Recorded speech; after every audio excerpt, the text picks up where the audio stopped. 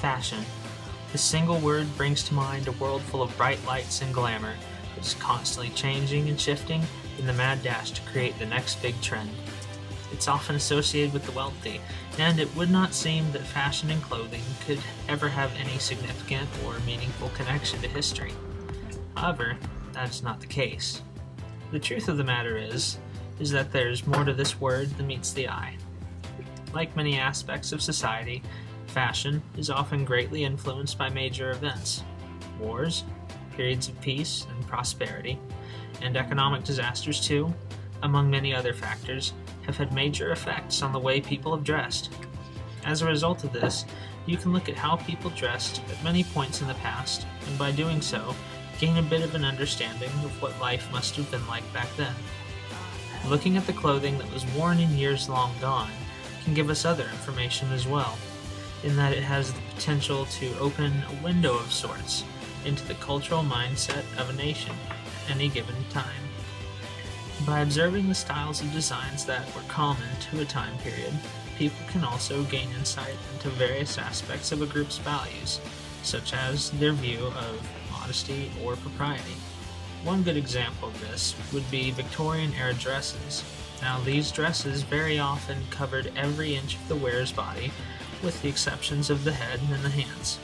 And their heads and their hands were usually covered by hats and gloves anyway, which to me sounds like a pretty clear indicator of some very strict views of modesty, if you ask me. And as a result of no two individual cultures or time periods being quite exactly the same, fashion trends can also be used to distinguish two cultures from one another, or they can also be used to differentiate between two completely different time periods in the same nation with a single look.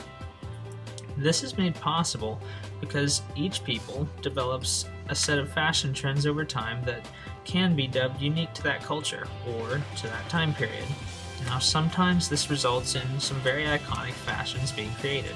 Some examples of these would be the poodle skirt from the 50s or bell-bottom jeans.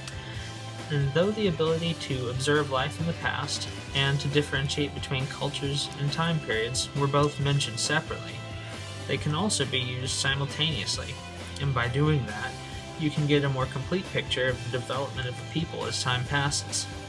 A prime example of this is how clothing has become a bit more revealing over the last century and a half or so. Clothing that would be deemed modest in the present day certainly did not exist in the Victorian era, and if it had, it would have caused a massive scandal had anyone been foolish enough to wear it. Now, this gives me the impression that social standards on proper dress in public have relaxed a bit over the years.